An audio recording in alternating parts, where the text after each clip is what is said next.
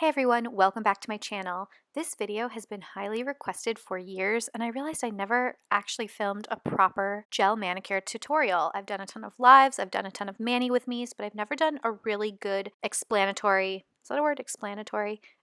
Step-by-step video. So today I'm going to show you how I do my gel manicures at home. One of my hands is already done. We're going to be doing my left hand today on camera. My nails are really at the perfect length, but they do need a little shaping. So I'm going to grab my crystal file from London Town and my Olive and June file, which is a little bit grittier to help just reshape the nails. So I'm going to start with my pinky and I'm going to do my best to file in just one direction. This is really tricky to do, but it's important, especially if you're using a grittier file, so that you don't peel or split the nails. So I'm just going kind of back and forth here, rounding out the top a little to take a bit of the length off and moving on to my other fingers. So filing can be really tricky, but the more you do it, the more you'll get the hang of it. I love these Olive and June files for reshaping my nails. They are just the perfect texture, the perfect amount of grit, and I feel like they do a really excellent job. They are available in a 3-pack and all of their files are dual-sided. So there's a finer and a grittier side to each. So I'm just making my way through each and every finger, taking down just a bit of the length and creating more of an almond shape. So sort of where the nail separates from the bed up to the tip, that is what I'm reshaping. A lot of people are really intimidated by doing their own nails at home, but I feel like it is becoming such a popular task, if you will. A lot of people are forgoing the salon and learning to do their own manicures at home. I've been doing mine at home for years, sharing some of my personal tips and tricks on this channel, and it makes all the difference in the world. I can't even step into a salon anymore. I cringe when they touch my nails, when they file my nails, when they paint my nails. I just don't like how they do it. I really like how I do it, and you can totally do it too. So here we go. Once our nails are all reshaped, I'm going to go in with this crystal file and just kind of smooth them out. Now with this file, I'm not afraid of using the back and forth motion. It's so much more gentle. It's not going to split or peel your nails. It's just going to help smooth out those edges and get them ready for the next step. So once you're done, just go underneath each nail, kind of remove any of the little dust or filings so it doesn't get stuck in the polish. When that's all set, I'm going to grab the Olive and June file again. Now this step is really important and something you want to do properly. So for a gel manicure or a dip manicure or any long-lasting manicure, you have to prep the nail bed. And when you go to the salon, a lot of times they'll do this with a drill or a really aggressive buffing cube or file. I just like to use the Olive and June file and I will lightly buff the perimeter of my nail. So just around the cuticle area and up the sides. So this is where the polish is going to adhere. This is where it's going to cure. And having that little bit of roughed up nail is going to help it significantly. Once I file around the edges, I take a buffing cube and just lightly go over each finger. And that's pretty much all the prep that I do. Once we're done shaping and prepping the nails, I'm going to go rinse them off really quick and then come back and pop on my UV protective glove. I've been trying to be good about wearing these lately. They just help protect your hands while they're in the UV lamp. You can get them on Amazon. I'll link some of my favorite ones below. Then I'm going to grab my cuticle pusher from Olive and June. This is one of my favorites. It's so gentle to use. And with the large side, I'm just gently pushing my cuticles back. I maintain my cuticles on a daily basis. I don't find that I need to tend to them very often. I rarely clip them, but I don't like to skip this step in the manicure.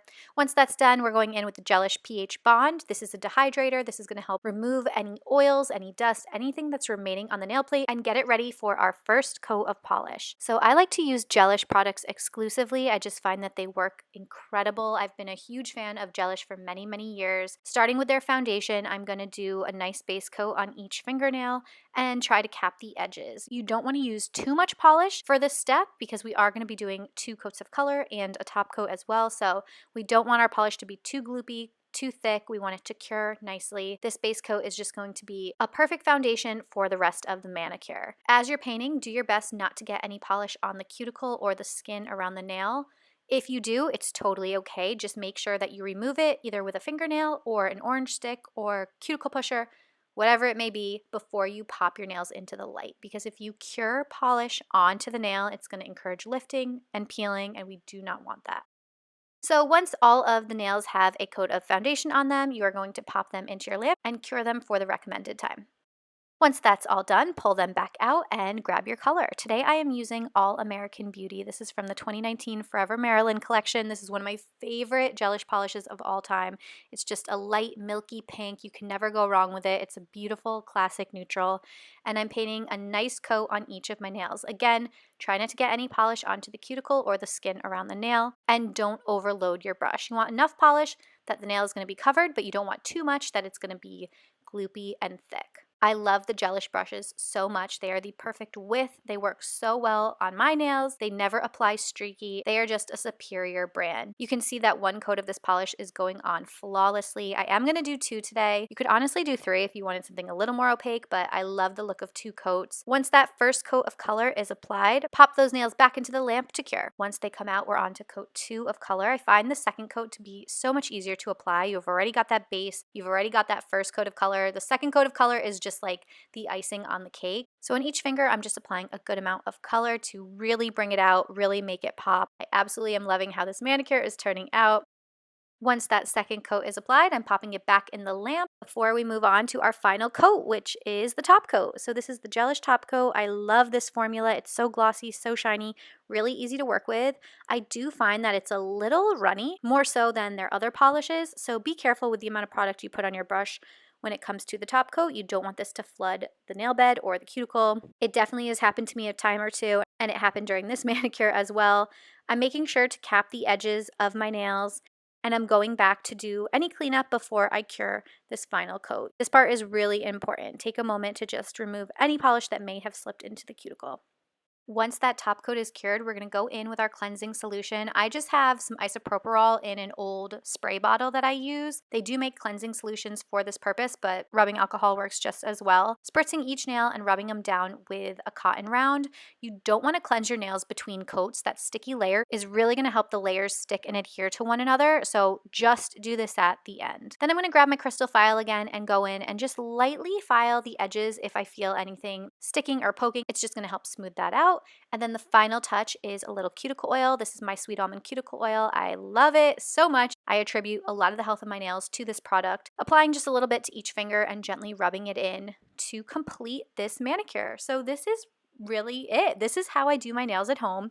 Takes no time at all. Personally, I like to paint my dominant hand first so that when it's time to paint my non-dominant hand, my dominant hand is the one doing the work. I just find that getting the harder hand out of the way first makes for an easier, more seamless manicure, but I'm so happy with how these nails turned out. At the time of editing this video, my manicure is well over a week old. It's still holding up perfectly. There's not a chip, there's not a lift, there's nothing wrong with it. Came out so beautiful. That prep is so important, and a bunch of those other tips really do help. Everything that I used today, I'll be sure to link in the description box below. If you have any questions, please leave them in the comments. If you do your own nails at home, let me know if you have any tips that work really well for you, what products you love to use, and any other tricks that you want to share. I really appreciate you guys watching. Please give this video a thumbs up if you enjoyed it or if you found it helpful. Don't forget to subscribe to my channel. I have a ton of nail care, nail art, nail everything videos over here. I also have some makeup, some hair care, a little life stuff, and I would love it if you stuck around. That's it for today. Thanks again for watching, and I'll see you in my next one. Bye.